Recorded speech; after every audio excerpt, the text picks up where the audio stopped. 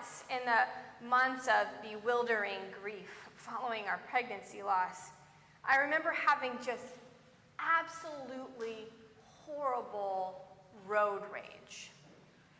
And you have to understand that at this time I had a 16-minute commute along perfectly plotted country roads through the part of Ohio where the land looks like God ironed it. And there were no other drivers to have road rage at. And yet I would arrive home and be blindingly angry. It took me weeks and a God-given moment of clarity to remember that anger is a part of grief. The part that seeks a place to go, but there's nowhere to go. That seeks someone to blame, but there's no one to blame. And yet somehow that anger, grief, naming that anger as grief, loosened its grip on me. Anger is a tricky emotion for me, for a lot of us. We try to give it other names like annoyance or frustration or irritation, instantly moving it from being a feeling to something that we can move, something that we can shove into some deep, dark recess of our psyches where later it can just explode all over someone that we care about. You know what I'm talking about? But then there is some anger that is sort of fed by something deeper, like a stream feeds a larger river, something generational, something stored long ago within our bodies. Anger. And while James tells us to be quick to listen, slow to speak, and slow to anger, for your anger does not produce God's righteousness, I do not think that James means to rule out anger as an inexcusable emotion, but against anger that merely serves its own ends. James teaches that giving into our deep anger only makes us more like the tyrants we wish to rail against. But our anger can become a tool useful to God for bringing about the kingdom. Now, to be clear, James had a lot to be angry about. We're not 100% sure, but we're pretty likely that the author of this letter is James the Just, also known as James, the brother of Jesus, one of the early leaders of the church in Jerusalem. He takes over leadership of the church after the martyrdom of the other James, James the Great, James the son of Zebedee. James the Just was eventually martyred too, sometime during the siege of Jerusalem, maybe only a few months before the fall of the temple. And while some Christians hold that Jesus had no biological brothers, claiming that James was a half-brother of sorts, the child of a former wife of Joseph, they still would have had a similar childhood. And think of that household. Mary with her rebellious words, and Luke extolling the God who casts the mighty from their thrones and lifts up the lowly.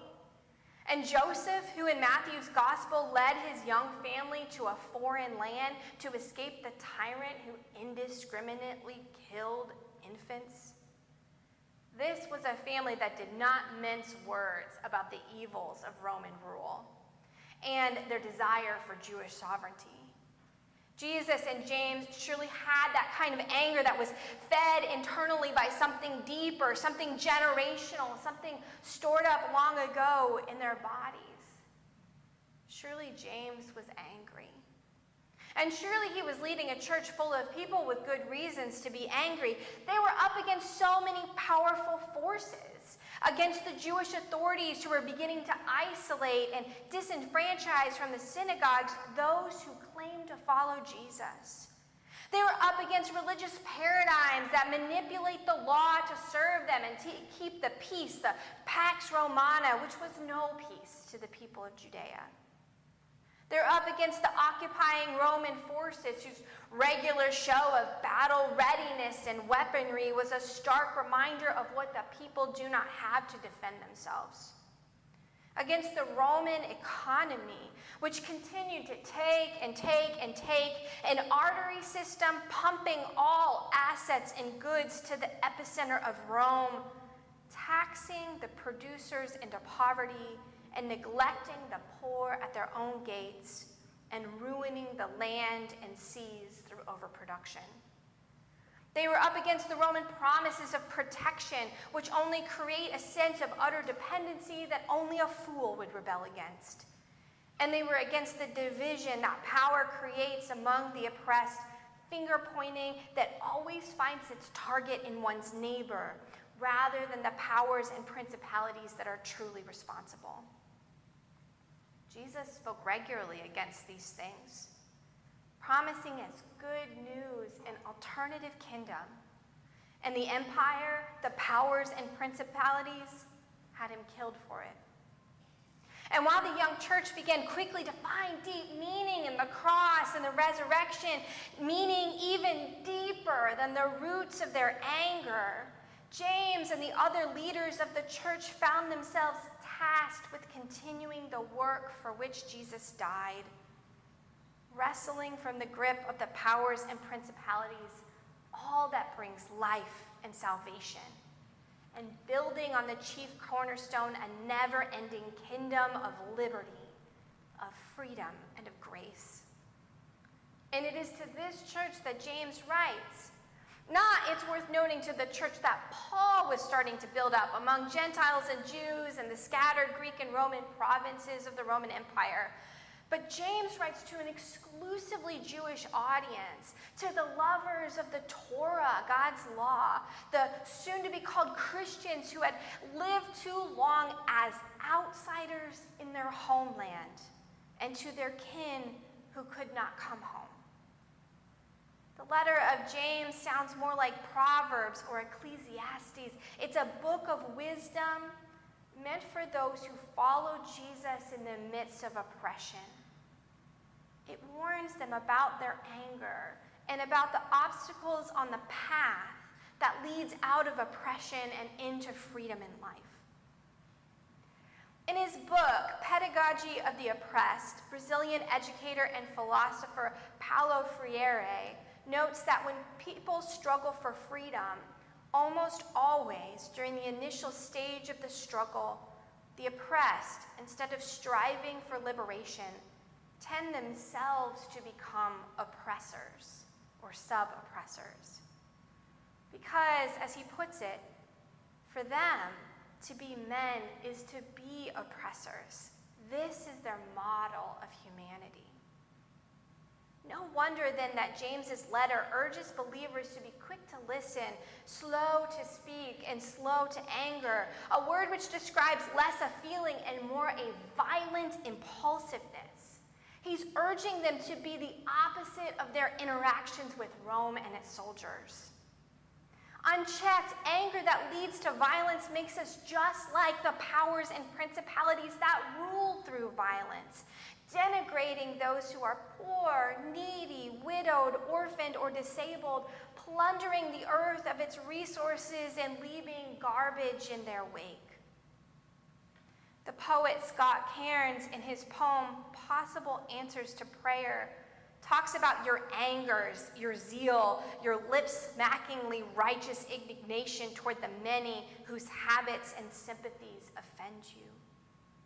This seems like the kind of behavior that James is warning us against, the kind of anger more concerned with being right than being righteous, the kind of anger that makes us just like Rome, just like the empire, neglecting the needs of others, violently explosive, with little care for collateral damage.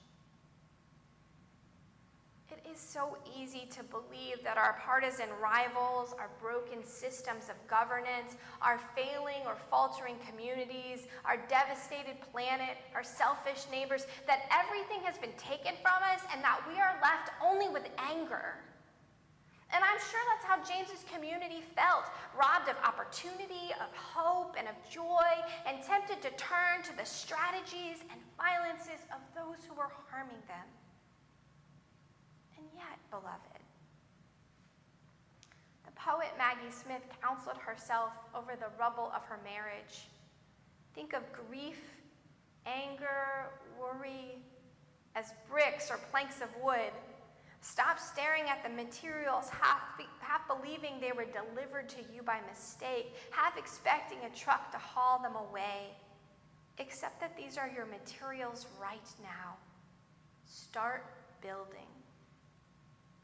Or the poet Laura Martin, who wrote, "If you are angry, let your anger be fire so you can warm someone chilly. And if you are fearful, let your fear be a warning signal that others may look up." James says, "Every good and perfect gift comes from the Father of lights, from God." An assurance that anger is not what remains, but a tool by which God might bring about the kingdom. 350 years after this letter was written, St. Augustine, whose feast day was Wednesday, wrote, "Hope has two beautiful daughters. Their names are anger and courage. Anger at the way things are, and courage to see that they do not remain as they are." Impulsive anger, the emotions of the powers and principalities, will not bring about God's righteousness, but careful action, perhaps fanned by anger, that can be the means by which God builds up the kingdom. May we have the courage to do so.